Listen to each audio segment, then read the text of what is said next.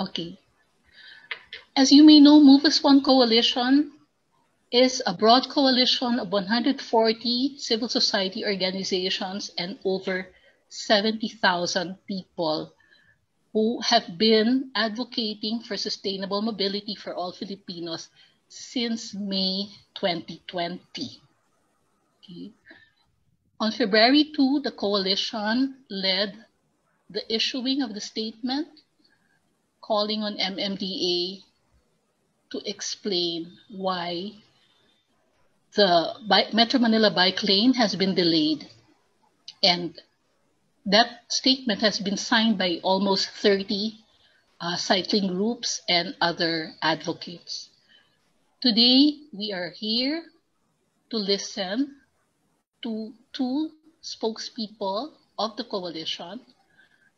Jed Ugay will give a short presentation on why that statement was issued, why the urgency to focus on the Metro Manila bike lane now, what could happen, the best case scenario if these bike lanes are implemented, and also joining us today is Dr. Robbie C., who is a transport economist.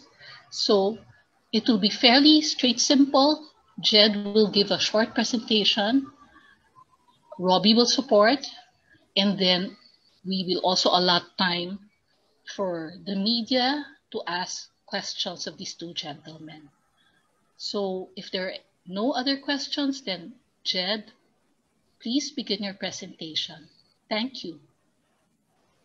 Okay. Maraming salamat, Dina, at maraming salamat din sa lahat po ng dumalo po ngayon sa inyong oras. Magsisimula rin po ako gamit ng isang PowerPoint presentation. Subukan ko lang i-share ang aking screen. Teka pa.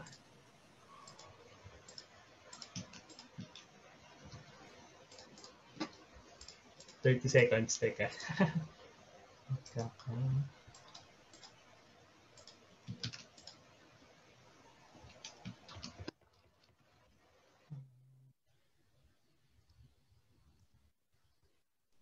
Okay.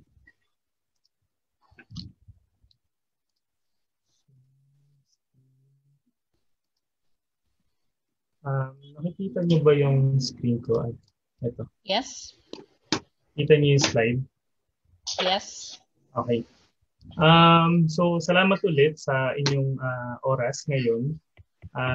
Tinawag namin itong call na ito para po i-push ang aming pinaglalaban tungkol sa Protected Bike Lanes Now ng Move as One, na grupo ngayon ng 140 organizations at mas mahigit kumulang mga 140,000 individuals na nagsusulong din po ng ganitong adhikain. So, ang pinaka-main message sana namin ngayon ay una, nasaan na ang narating ng 1.3 million budget, 1.3 billion, sorry, balitan ko. English lang. 1.3 billion budget for protected bike lanes sa ilalim ng Bayanihan 2 na naibigay na po noong September 2020 at ipapakita ko po sa susunod na slide ang breakdown. Meron po di sa 1.3 billion po na na-provide sa Metro Manila ay 800 million, Metro Cebu is 150 million, Metro Davao 150 million, at bike sharing ng 200 million. So hindi po biro yung budget na ito. At ang commitment nga po noong September 2020 ay 338 kilometers per Metro Manila, 140 kilometers per Metro Cebu, 44 kilometers per Metro Davao, which will total around 523 kilometers. Nalulungkot. So tinitignan po namin itong budget na ito, minomonitor namin since September, pero nakakalungkot po na as of Feb 1, 2021, mabagal po ang progress, particularly po sa Metro Manila. So masaya naman po kami na sa Metro Cebu at sa Metro Davao, may nakikita po kami na progress po. So sa Metro Cebu may 20% progress completion. Sa Metro Davao, Meron na daw pong nanalong contractor at magsisimula na po ang kanilang pag-i-install ng protected bike lanes. Pero po sa Metro Manila, na may pinakamalaking budget, ang naisabi lang po nila na update ay may 730 meters of pavement marking. So wala pa po ito sa 1 kilometer or 1% ng commitment. At pavement marking po ay pintura po. Iniiba po namin ito sa budgets ng sariling mga LGUs na nakita natin na gumawa na ng sariling nilang initiatives under their own budget. Nakita natin na may protected bike lanes. Pero nalulungkot po kami na under Bayanihan 2 na pinrovidean na talaga ng 1.3 billion peso budget, ito pa lang po yung nakikita natin. I think ang naiiba lang po dito is, di ba yung DOTR, DPWH, nakikita naman po natin yung kanilang pagpo-progress with Cebu and Davao. Pero po ang Metro Manila, ang nakita ko lang na ba't ang bagay sa Metro Manila? At tinitingnan ko, ano lang ba yung iba? Minsan naiisip ko dahil ba merong NMDA or kasi yung Metro Cebu at Metro Davao nagpo-push po sa kanila kahit po mas maliit yung budget nila. But dito po sa Metro Manila na meron pa tayong additional agency na dapat sumusuporta with the MMDA, ba't mas mabagal ang progress? So gusto po namin itong itanong sa implementing agencies. Tinanong na po namin ito sa letter namin dati, a week ago or 2 weeks ago. Pero po kung hindi pa po tayo masagot ng mga implementing agencies ay nire-request po sana namin kung pwede po ang Senate or Congress magpatawag po ng hearing para po dito, especially yung Committee on Transportation, na matignan to. Kasi po kung kami po na mismong stakeholders, kami po mga mamamayan ay hindi matawagan ng implementing agencies, ay baka po kapag ang Senate or Congress na po ang nagpatawag ay mag-attend sila at sagutin po kung bakit po may delays. At ang commitment po actually under Bayanihan 2 ay dapat implemented na po ang 523 kilometers may physical installation na by June 2021. Pero sa progress po ngayon ay mukha pong wala, baka hindi po natin ito maabot. We need the protected bike lanes as soon as possible given the urgent need during COVID-19 response. Marami na po kami nabanggit na na benefits kung bakit mahalaga ang protected bike lanes. Napakarami na pong gumagamit ng bike lanes, napakarami na rin pong or dumadami po lalo ang gumagamit ng pagbibisikleta as a response to COVID-19 at sa kakulangan ng transportation. At pinagtibay pa ito ng dalawang recent na surveys. Ang una dyan ay yung November 20 SWS survey na nagtanong kung kaya bang maging walkable and cyclable ang ating bansa. At ang sabi, 85% na nakikita naman nila na may ganun ng potential. At 87% agree that roads will be better off with public transportation, bicycles, and pedestrians are given priority over private vehicles. So it's an overwhelming response to this survey na I think more than thousands ang kinuha nilang respondents. At in-expect din naman namin to dahil nga alam natin na karamihan ng tao ay wala namang sariling private vehicle.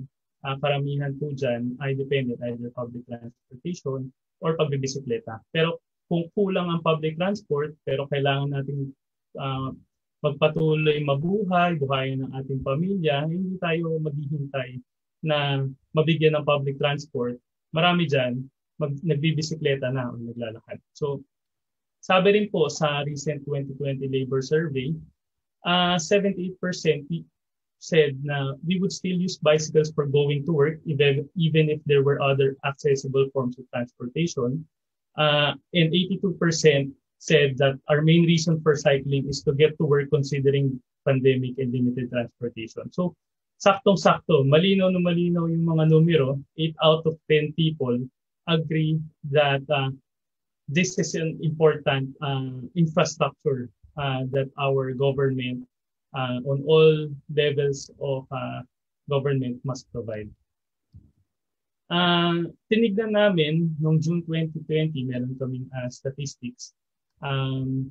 Tinignan namin kung ilan ba yung nadala or parang traffic counts ng bawat transport mode. Sa EDSA pa lang po ito.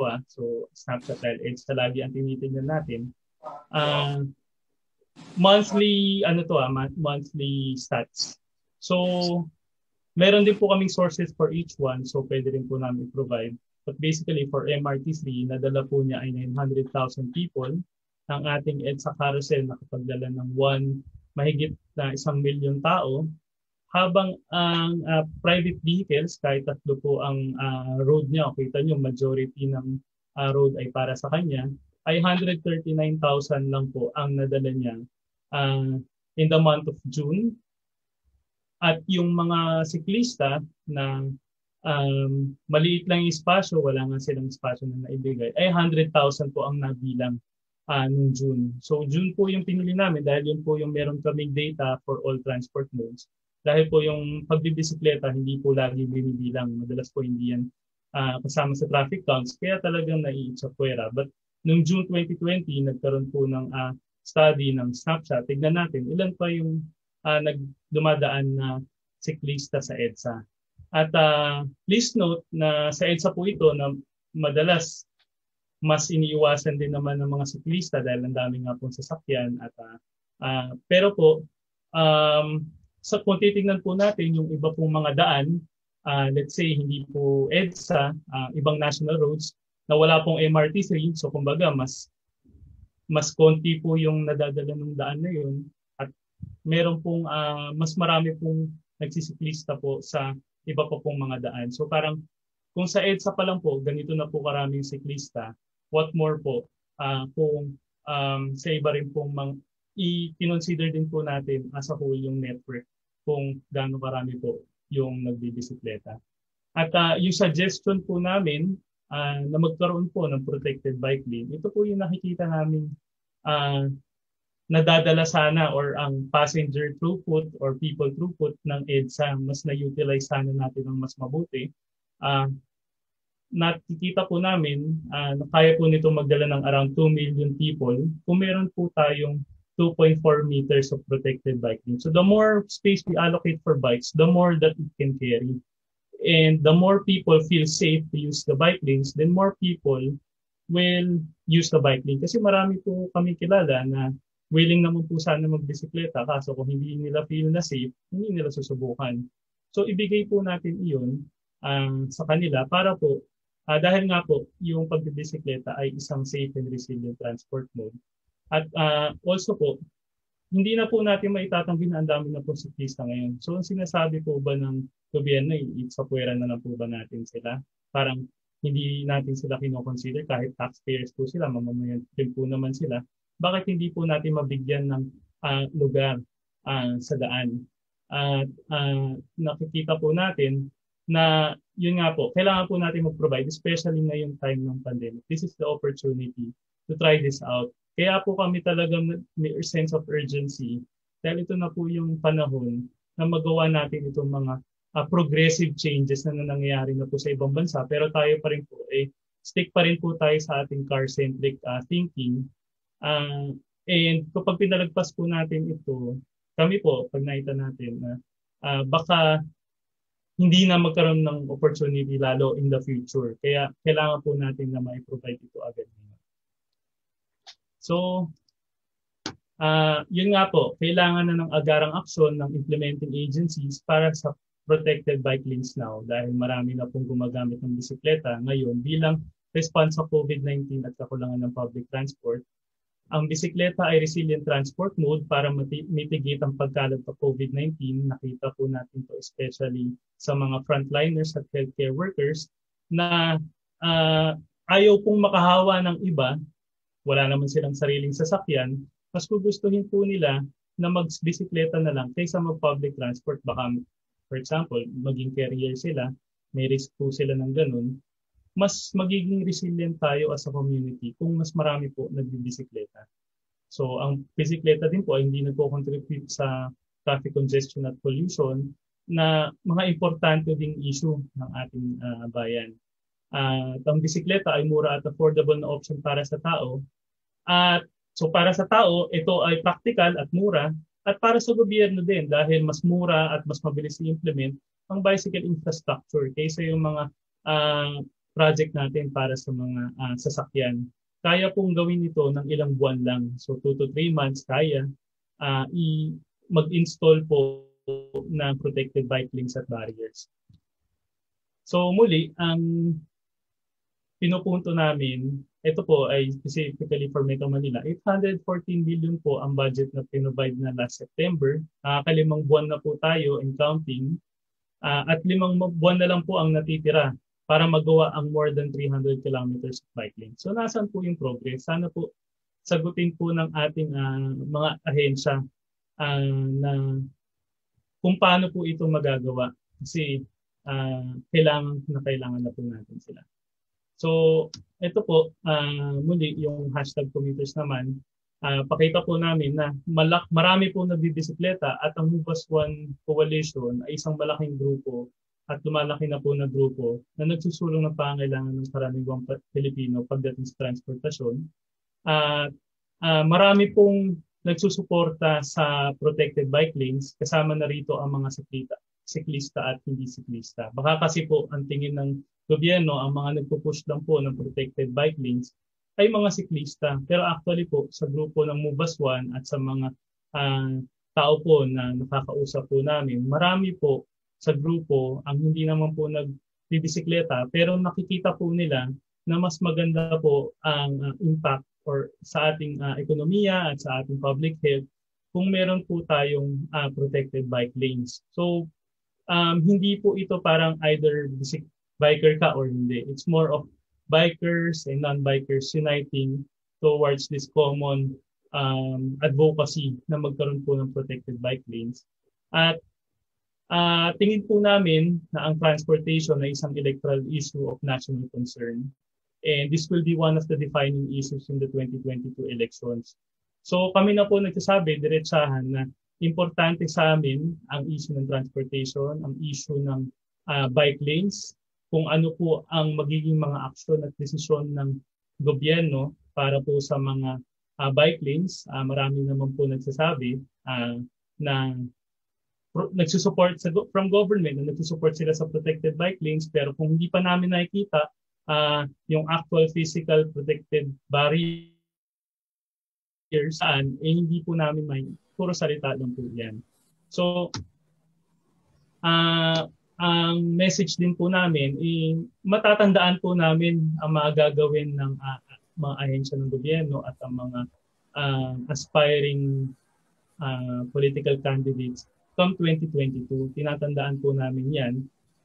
Marami po kami at marami din po pang mga Pilipino na wala masyadong boses na tinitignan po ito. So sana po, bigyan niyo po ng priority ang protected bike lanes na ma-implement po agad-agad. At especially po sa Metro Manila, tinitignan po namin dyan ang DPWH, MMDA, DOTR na dapat po maging tunay na champion ng karaniwang Pilipino. Dahil karamihan po ng Pilipino ay gumagamit po ng public and active transportation.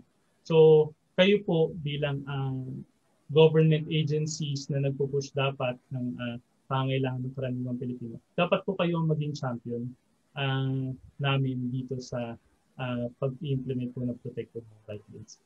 So, yun lang po ang aking maikling mahaba pala na talk.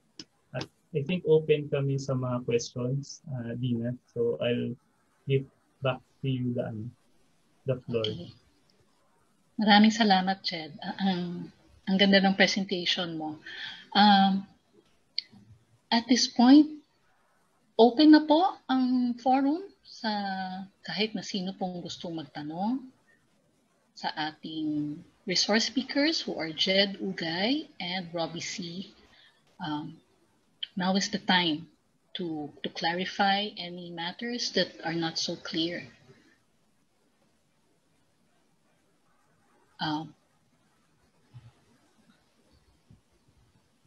Hi po, good morning.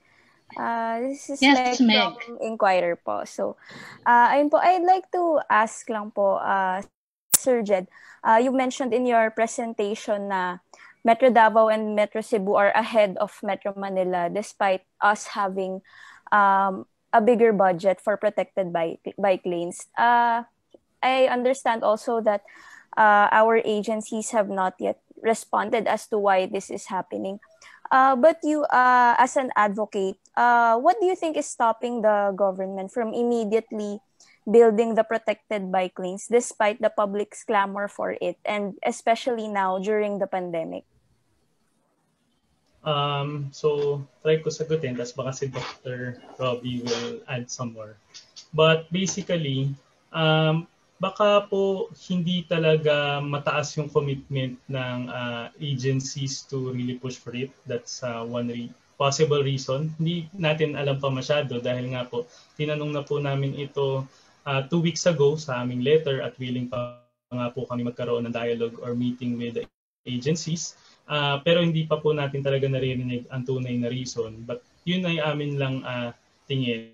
And pangalawa, yung personal na tingin ko dyan is pag mas dumarami kasi yung implementing agencies, nakikita ko sa ating the way bureaucracy works, is pag magkaka-level yung agencies, lalong walang mag-move kasi walang higher entity na nagsasabi dito sa agencies na to, na gawin nyo na to. So kung may mga differences yung agencies or may iba-ibang diskarte, lalong hindi makaka-move dahil nga po magkaka-level sila, ayaw naman nilang mag-step on another person's turf. I think is one of our shortcomings in this in the government. But Dr. Robbie may give some more insight. Yeah, thanks Jed, and thank you Meg for that question. So sa tingin po namin, ang kulang na kulang ngayon is the sense of urgency. You know, when the pandemic hit, many other countries, yung first response nila was to create better cycling and walking infrastructure. Yun agad-agad yung response nila. All over the world, when you look at what cities and countries have done, that's where they put their focus and their resources. Tayo naman, it's been more than 1 year after the pandemic hit, and people are still debating about where to put bike lanes and what kind of bike lanes. The time for talking has gone. The need for action is now. And what we can see is people are unable to get to jobs. People are unable to get to essential services. Ngayon, isa pa pong problema yung inflation, right? And when you analyze the inflation numbers, one big factor is the inflation in transportation services.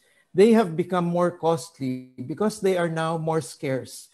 We need to give our citizens new options which are safer and will permit independent travel. So, sakto talaga yung active transport where people can have low-cost, independent travel that is safe, physically distanced, tapos low-cost, low pollution.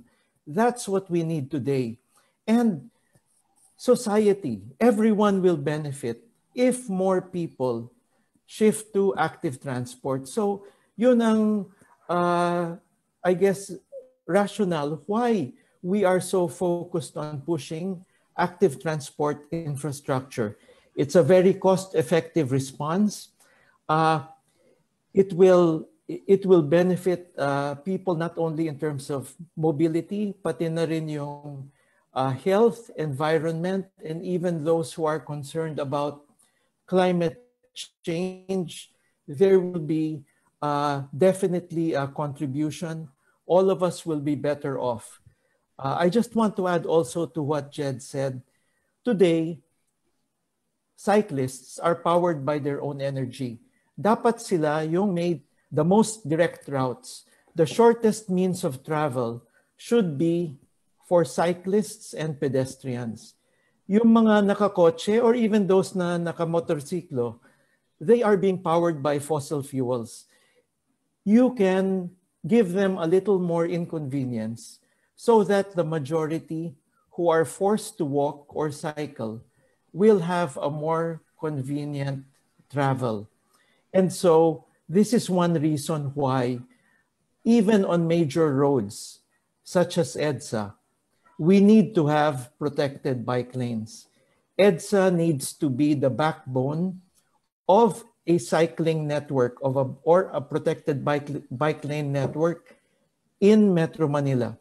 If we say that EDSA will not have bike lanes, that means much longer travel for those without cars.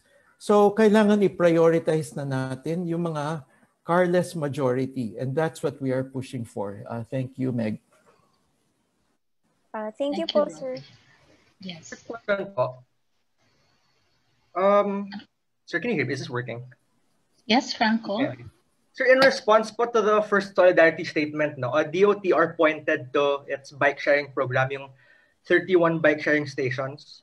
Sir, what's your assessment po? How much does this actually address the needs of cyclists po? Especially amid the pandemic. Jed, ikaw muna or ako? Ikaw muna.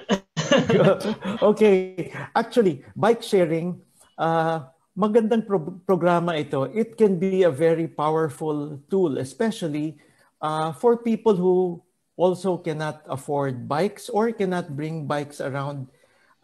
It will help people make short trips if they can actually rent a bike in one location tapos use it for a short trip to another location.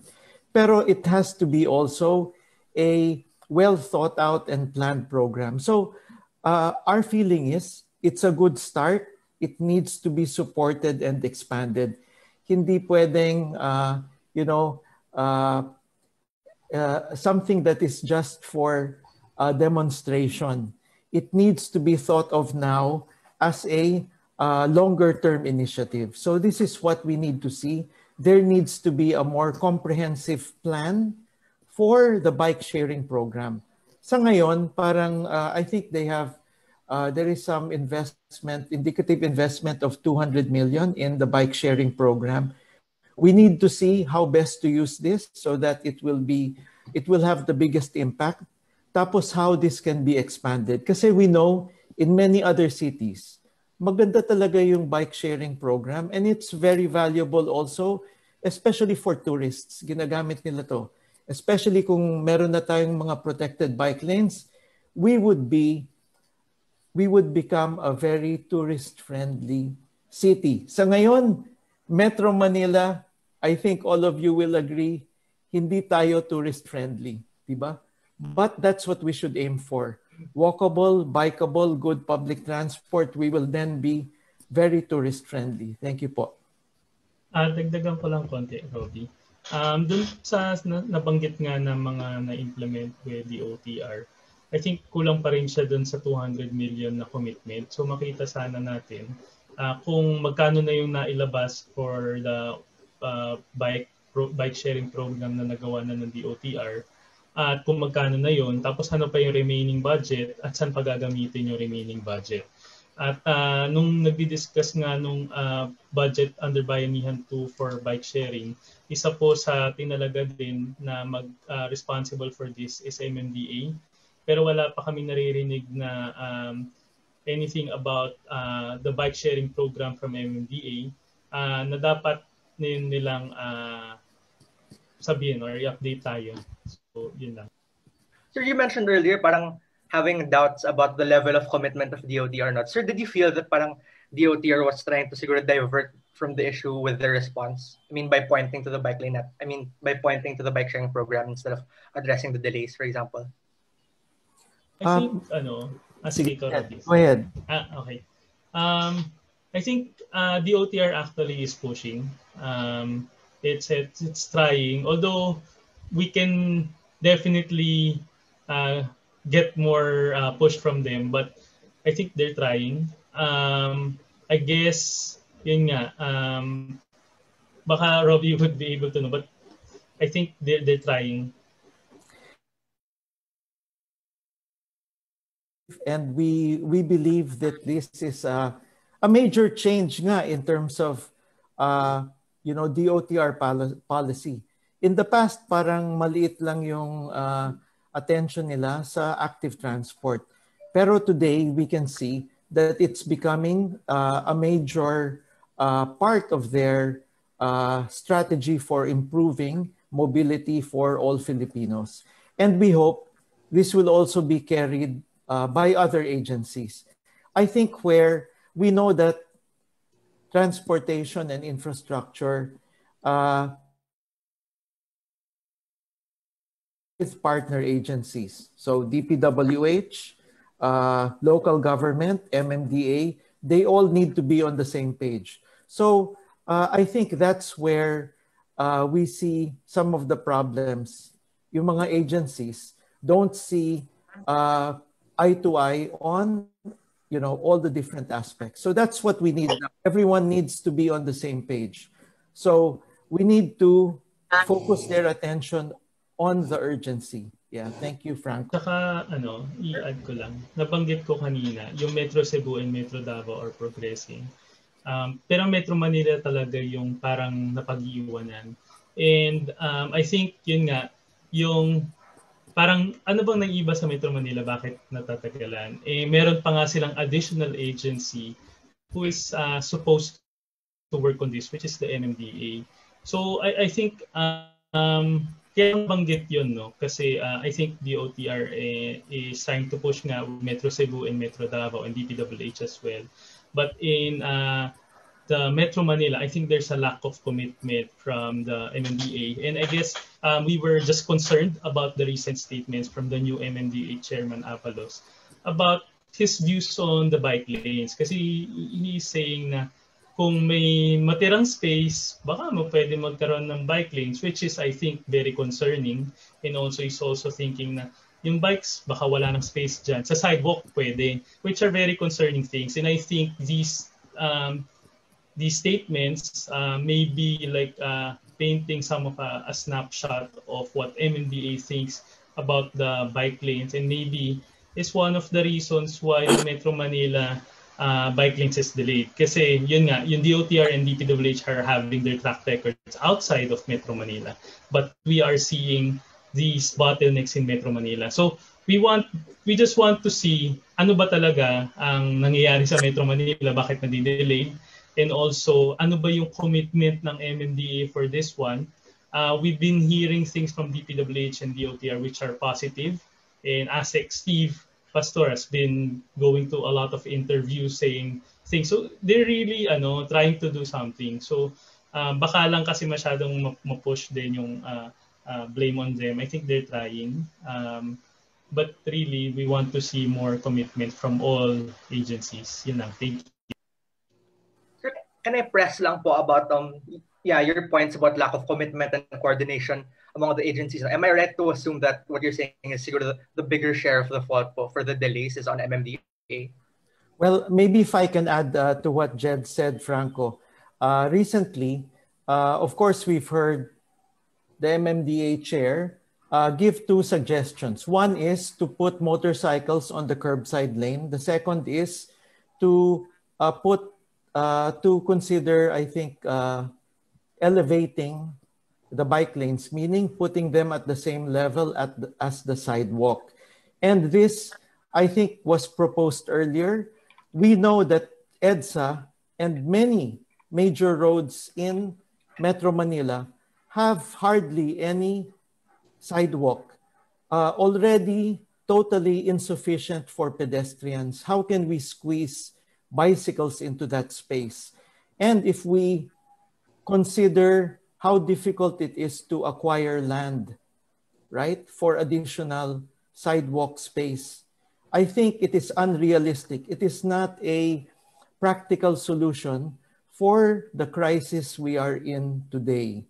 What we have shown in our slides earlier is that it makes total sense to take a car lane and convert it into a bicycle lane.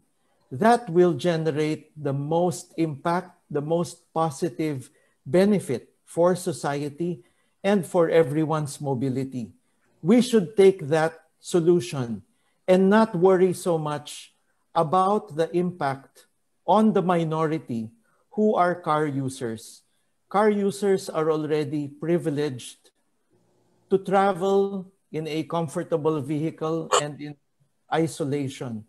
So we should now prioritize the welfare of those who are less fortunate and more vulnerable. And that, if that means taking road space away from cars, I think we should pursue that. So that is, I think, one basic change in policy that we are hoping all our agencies will embrace. We need to take that hard step, but it will be for everyone's benefit. Thank you po. Sorry, may idadagdag akong last thing. So, i-share ko lang yung screen ko very briefly. Kung naaalala nyo ito, this is, I think, mid-2020.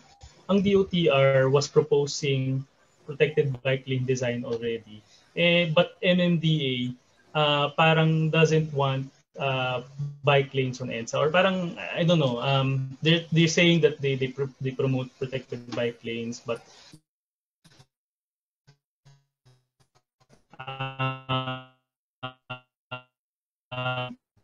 in older in 2020 na wala sa picture ang bicycles, and meron pa nga silang pinakita noon, I think mahuhukay ko ba, but meron pa silang pinakitang picture noon na the bikes are on the sidewalk, and even now parang ganun pa niya nila. In this letter, this was a Movers Coalition on June 7. I think we can share this again to you.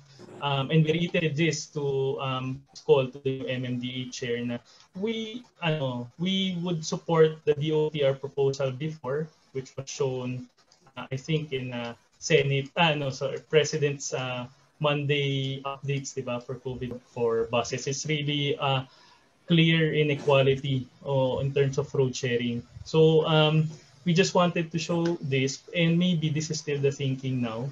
And we want to put more pressure on this kasi hindi na siya napag-usapan. Really pushing this. Yes. Okay. Thank you po, sir. Yes. Dina, I'd just like to ask a question. Yes, Ira. Kasi we've been continuously talking about the personal and health benefits of active mobility, walking and biking, how good it is for our health, how good it is for the environment. The thing that I like to ask is, have we ever calculated or computed the economic benefits of active mobility? Kasi pag kinausap natin yung mga negosyante, for example, businesses in Makati, if you can show them that there is a peso equivalent yung paglipat natin into active mobility, mas matulin yan gumalaw eh. They'll make their employees ride their bicycles or walk to the office because there's a peso equivalent for their companies that earns them. Have we ever computed this so that maisali na natin yung mga corporations, maisali na natin yung mga local government units pag meron silang peso equivalent amount na, kasi alam nyo naman yung mga yan eh. Pagdating sa pera, tulin gumalaw ng mga yan eh. Dr. C, Jed? Sige, maybe I can start and then baka magdadagdag si Jed. I just want to say na we have also some estimates of benefits to businesses. I think all over the world, ang experience has been cycling and pedestrian infrastructure bring more customers, bring more businesses to establishments that are along the roadside. And it's really to everyone's benefit to have more cyclists actually on the road than just cars. They tend to have, better interaction with their environment. They're observant. They will stop if they see something interesting. They'll stop and have meals, coffee. They will shop. And this is the experience. And actually, sa Metro Manila, what we've observed is very supportive, very favorable ang business community. I would say that, many business groups, we have been making presentations to them and they have been extremely receptive. They are financing bicycle lanes in their own estates. They are developing bicycle parking within malls and in front of establishments. So nakikita na natin yung response nila. And we will see more of this, I'm sure. Kasi bicycles are bringing customers to their businesses. Where public transport is short and where you have cars stuck in traffic, bicycles will give them a new and additional market. Yeah, Jed. So may marami ng case studies and studies abroad about this that maybe we can share. But dito sa Pilipinas, wala pa masyadong local studies. So parang madalas kami nagre-refer to an international study on another city. But basically, in terms of trying to imagine this or parang compute for this, you would look at both the customer and your employees. Most of your employees wouldn't have cars, and most of your employees now are currently facing difficulties going to and from work. So marami dyan, dependent sa public transport. Una, madalas silang malate dahil nga unreliable yung public transport or kailangan nilang gumising na maaga or mauwi ng late. Mas nako-compromise yung body nila sa biyahe pa lang pagod na, what more so yung performance nila during the work itself nako-compromise din. And yung mga ganitong things may iwasan natin. We would have less absenteeism, attrition, job attrition, less tardism, yung mga nalilate, if we were to provide protected bike lanes, and maybe even less risk of COVID-19 exposure. A lot of people now na employees na hahawa ng COVID-19, some of them get it from either public transportation or on the queues, which would have been prevented if they used bicycles instead. So let's provide that option, which provides a safer, more resilient way to move while reducing COVID-19 spread. So then yun sa employee point of view, which are important for companies. Also for employees, mas in-emphasize ko din yung employees is that yung companies before were providing their own shuttles dahil nga may kakulangan sa public transport. Pero ngayon na mas lumaki na, parang dati work from home is most of our employees. Now parang na-reduce. A lot of the companies are now business as usual. So more employees are asked to go to work. Tapos hindi naman nadagdagan yung shuttles nila or baka nga nabawasan pa yung shuttles na pinoprovide nila.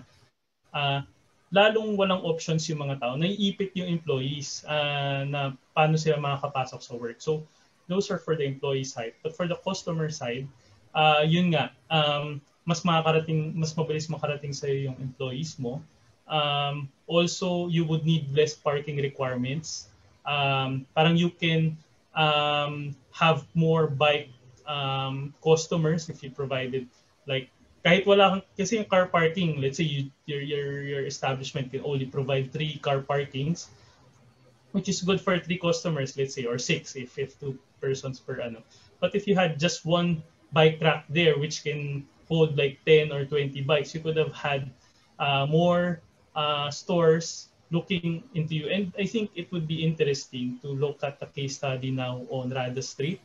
I think a lot of our streets na trying to be more close to close to private vehicles and more for active transport, nagkaroon ng alfresco, are attracting business now. So, di ba, kumalat yung Sarada Street ngayon. I think some other streets are trying this as well. It would be good to compare how these are working out. Unfortunately, so far sa Move As One, since we're just an advocacy group din, wala pa kaming resources to really do these studies. But we would really want to see if like government or media can look at these case studies and see, tingnan natin yung street na to, Sarada, marami yatang customers na nagagamit nito. So parang mas marami pa silang customers ngayon than before. So maybe we can see that. So yun lang. Thank you. Okay. We're talking about infrastructure. That's another thing I'd like to point out. Si Dr. C kanina said give one lane.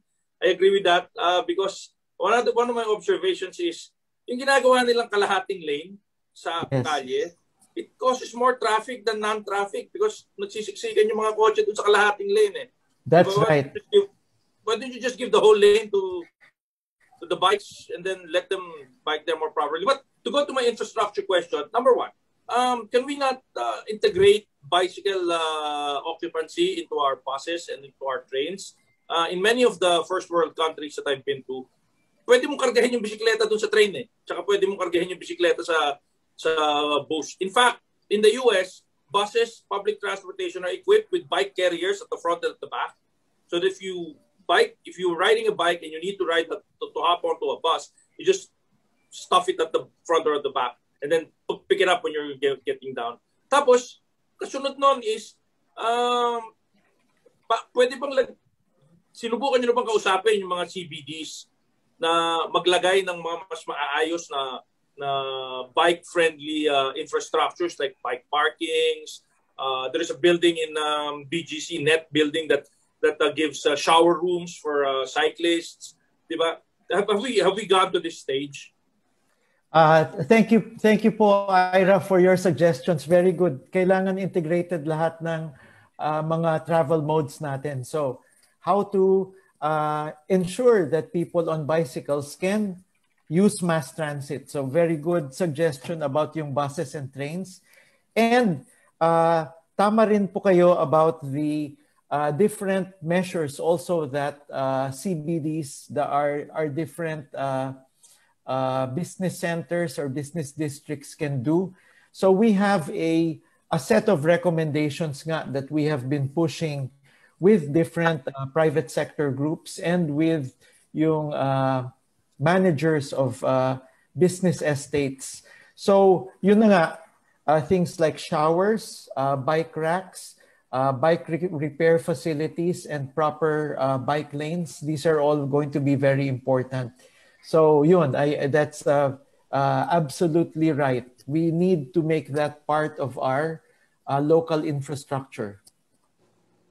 So i-add ko din, we have been also in discussions with some LGUs and some business groups on some LGUs nga regarding these things na kasi hindi lang naman protected bike lanes yung kailangan. It has to be a whole system. It's the whole experience of biking. It has to be well connected with public transportation. It has to be has showers, has bike parking, and all these things. But yun simultaneous naman din yung nangyayari ngayon.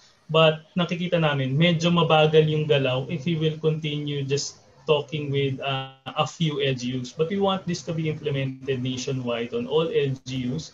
So as much as we try to do like workshops, we do a lot of workshops now and capacity building with LGUs and even providing some sample ordinance on things such as what you said, yung bike parking and showers. But it will not be, we want to move with this faster because we see the urgency of this. So that's why we're trying to push national government. And in fact, in 2020, we tried to do, we helped the DILG with their memorandum circular for protected bike lanes, and also with the DOH, if you've heard of the Joint Administrative Order.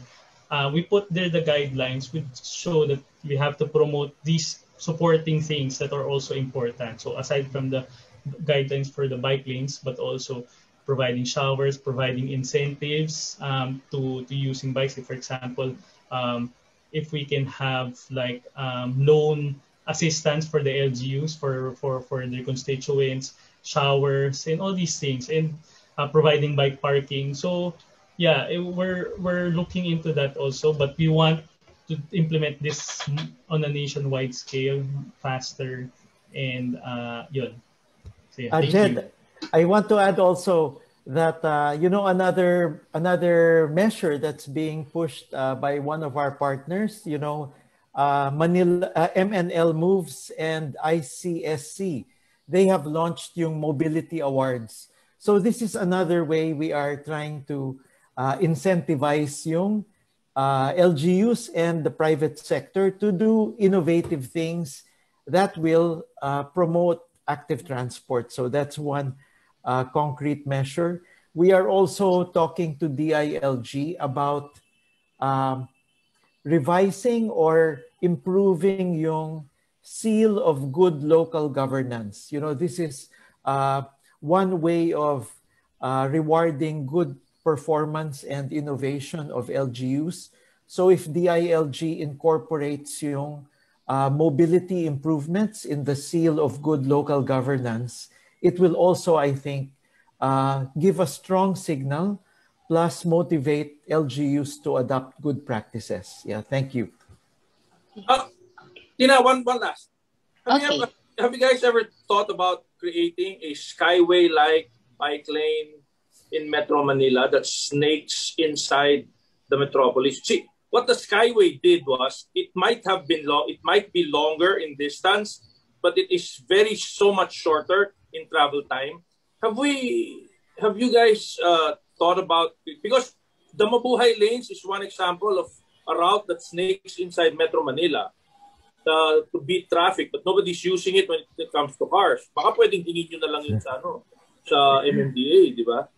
Yeah, just a quick reaction, Ira. In some countries, we see that type of infrastructure. In fact, sometimes there are bike lanes that are attached to elevated expressways, but it's quite rare. I think the approach of mobility advocates and transport planners is that the group that needs to have priority use of ground level facilities are pedestrians and cyclists. The sector that maybe can be elevated are those who are using, fossil fuel vehicles or other motorized vehicles. They can move to the elevated section, but the most convenient, the most direct travel should be reserved for those who are walking and cycling. Yeah, thank you. I wasn't talking about an elevated route, just a route that snakes the metropolis. Well, outside of EDSA, outside of the major thoroughfares. Kasi ayaw ibigay yung EDSA eh. Yes. Ayaw ibigay yung Quezon Avenue, ayaw ibigay yung Commonwealth eh. Well, diba?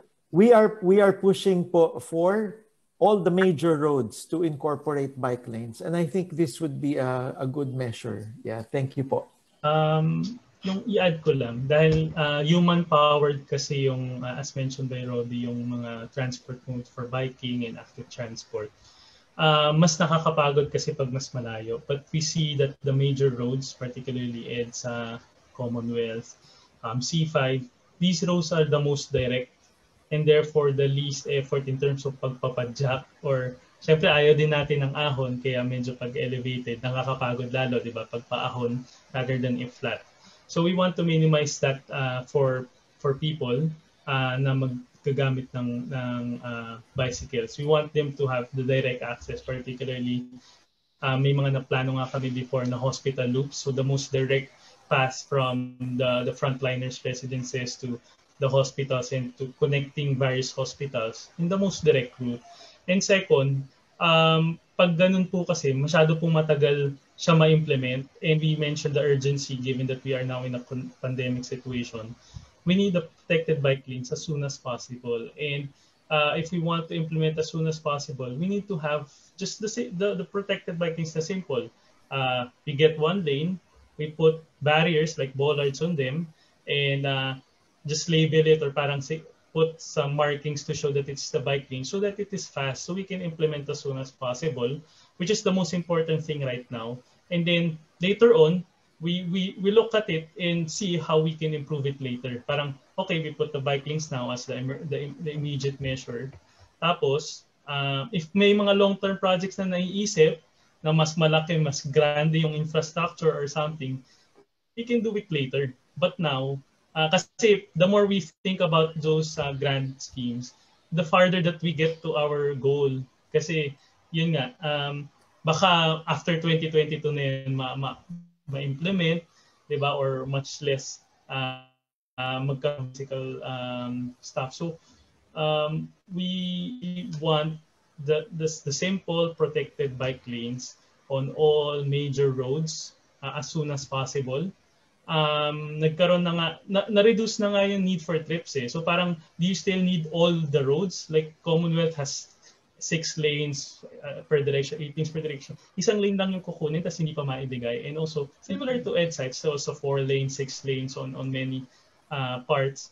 and just one lane, parang yung 2 lanes nga dati ng yellow bus lane, naging 1 lane na lang on the median. So nadagdagan pa ng car lane. So parang hindi ba natin maibigay sa bikes yun? And another thing is that yung bikes, laging sinasabihan, bakit kung saan-saan siya, di ba, for example, makikita mo siya on several lanes or parang pupunta siya sa ibang lanes kasi wala nga siyang malugaran. So ngayon, if it provide the protected bike lanes, then it will incentivize, if it's safe, it's considered safe and nice to use, it's functional, then more bikes will rather use that bike lane set rather than use parang palipat-lipat ng lanes. Kasi ngayon, kaya wala minsan yung sa bike lane yung siklista. Kasi minsan yung bike lane may nakapark or minsan yun yung most dangerous part of the road kasi ang daming hazard, daming potholes. So you cannot, parang a lot of people are saying,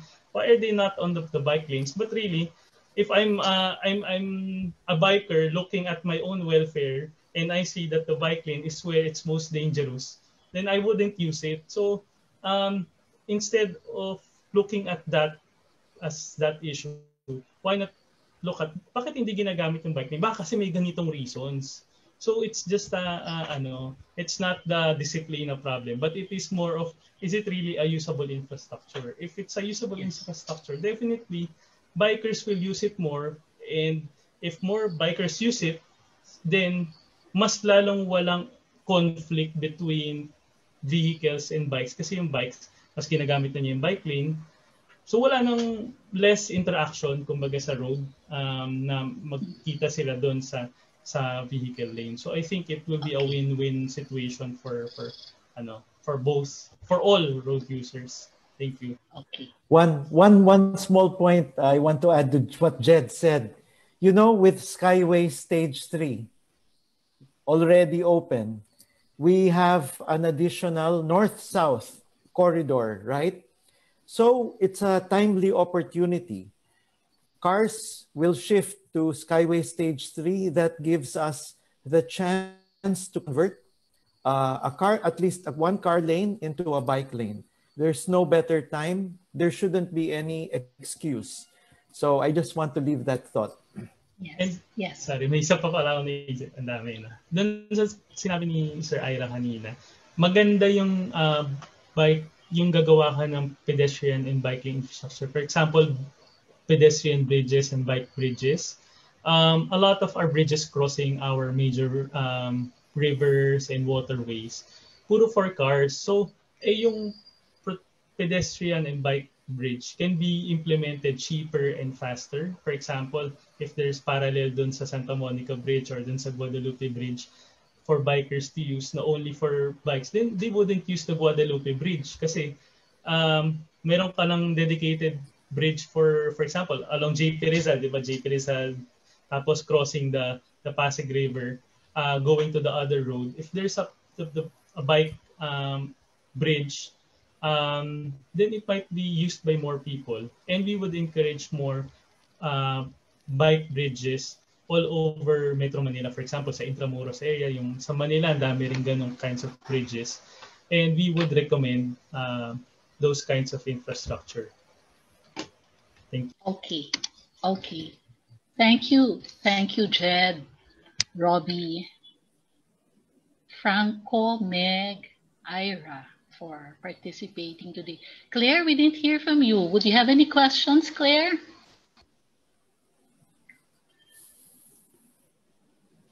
Claire? Okay. To sum it up, I hope the journalists here today have deepened their knowledge about this issue and why it is urgent that we build protected bike lanes in Metro Manila now. As the cyclists themselves have said, we needed these protected bike lanes yesterday. And one of the reasons, as proposed by Jed, is that there seems to be no urgency in government, and they are all looking at different things when they talk about the bike lanes. So my final question, I would like to ask a question. Jed and Robbie C.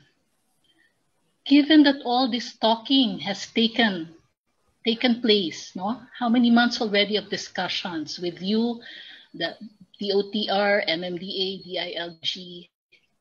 Would you say that it is time to call on these national government agencies to be true champions of active mobility and to bike together down on EDSA so that they know for themselves, away from the studies, away from the technical working groups, away from looking at all these projections?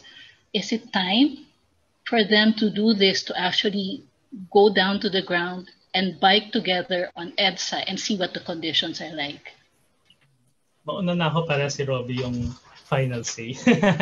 But yes, we need, kasi I think it's really time to really get a more concrete commitment from these agencies. I think we see LGUs trying to do their own initiatives, which is good. I think that's also because maybe there's a lack of parang execution and implementation pa from the local, the national government agencies. Hindi naman sila mahihintay ng local governments if their constituents are asking already for the protected bike lanes. They already provided it even parang in advance of what the national government will provide. So we see that LGUs understand their constituents, they see the need. And it should be like, parang kita na nga ng LGUs and they're doing something. Why is the national government lagging behind? And it's parang mahirap din from that point of view kung medyo LGU lang yung nagpo-push kasi national has to be there to ensure that on a national point of view, these are seamlessly connected kasi LGUs will plan medyo on their own, di ba? On their own boundaries.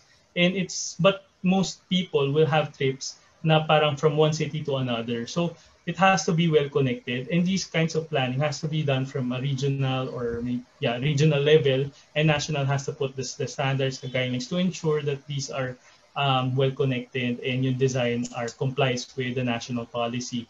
So these are lacking. So parang LGUs are doing their own initiatives, are putting their own budget and resources on this, but if it's not coordinated well with the national government, and national government is not empowering kasi meron silang budget. Ang national government, they can assign national standards and just guide all these LGUs, and we could have had more synchronized, more cohesive network of bike lanes. And also sila nga yung may budget so we really call on this is more than 1 billion peso budget.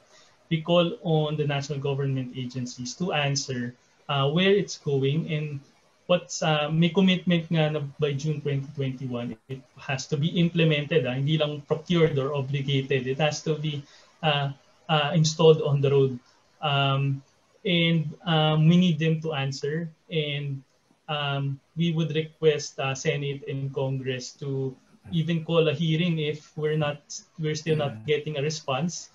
Just to see the urgency, especially our champions on Senate and Congress who are pushing for active transport. We need them to call for a hearing for this. Kasi ang laging nangyayari, parang tatanong sa amin, have you, or to us, to move us one, the question is, have you tried to discuss already with MMDA, with DOTR? And we've been trying, di ba, for the past several months. But I think the question should be, why has DOTR, MMDA, or DPWH, or these national government agencies not yet coordinating with the stakeholders? There's a lack of stakeholder engagement. They have to be the one, parang tayo nga, we're reaching out. It has to be the government also making that reach to us and having this dialogue. So we try to represent these people. So not just bikers, our group is not just bikers, but also advocates of public transport, of better pedestrian, and other urban planning and transport planning policies na more commuter-oriented and people-oriented. So we're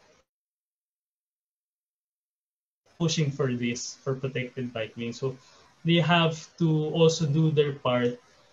It's their mandate and responsibility to work with to consult with the stakeholders, which are to coordinate with the civil society groups such as us. And we are here to open naman kami tayo to collaborate. We've given them a lot of our recommendations and even design guidelines, sample designs. But really, they must mobilize their resources as committed in the 2021 budget. And not just 2021 budget ng Bayanihan 2. There are many more. There are several in the next Congress hearing. There will be budget again and etc. etc. So this must be a sustained effort. So yun lang po. Thank you, Jen. Robbie, would you like to say something?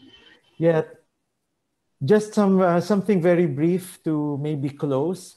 Never let a crisis go to waste. And when we think of what would be transformative in terms of the environment in our cities, especially in Metro Manila, we all want a walkable, bikeable, livable metropolis. And what I see is that implementing this metro-wide bike lane network would be transformative. And when we think of, the less than year and a half left in the Duterte administration, what could be really achieved and deliver significant mobility benefits to the majority of the population? It would be this. I would say we need to focus now on delivering this outcome. The metro-wide bike lane network in Metro Manila, Metro Cebu, Metro Davao. And if we did this, it would change also the character of mobility for the entire Philippines. I think there are not many other options that could do that. So that's what we want our politicians, our decision makers to consider today. It's urgent, it needs to be done, and the time is now. Let's do it. Thank you. Thank you, Robbie. Thank you. So we are already at 11:16 a.m. and we know that everyone else has probably other meetings and other tasks for today. So we thank everyone who made time to attend, to listen, to understand today what this issue is all about. For the members of the media who wish to get a copy of Jed's PowerPoint, please text your email address to Kat Chang. And I saw also there was an earlier request from Haya for Viber numbers. This is for the letter, she said. So after this webinar, should you have any questions, the members of the media, please coordinate with Kat, and the coalition will do its best to get back to you in a timely manner and respond to your questions. So thank you very much, everyone. May this be the start of the change that we all want to see in our country, not just for ourselves, but for the future generations of Filipinos, so that they don't have to get stuck in gridlock, so that they also have better options of moving, healthier options of moving from point A to point B in Philippine cities. Thank you very much, everyone. A pleasant day to everyone. Bye-bye. Salamat po sa oras niyo. Salamat po. Thank you. Thank you to all. Salamat. Salamat.